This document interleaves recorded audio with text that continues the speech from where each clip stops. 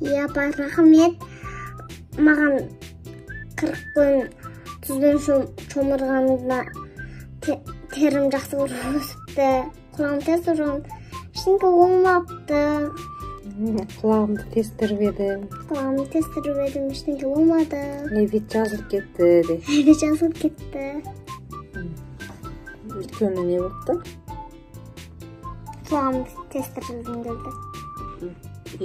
Неге жақсы жазылып кетті? Терім жақсы өсіпті. Терім жақсы екен. Не үшін терім жақсы болыпты? Апаммен терімен тұз сумен шомылдырды. 40 күнге дейін, ә? Иә. Рахмет деп қойдың ба? Рахмет. Әне, әдемі қандай сырға тағып алдың де? Жүрек. Неме сырға? Жүрек. Күміс. Жүрек.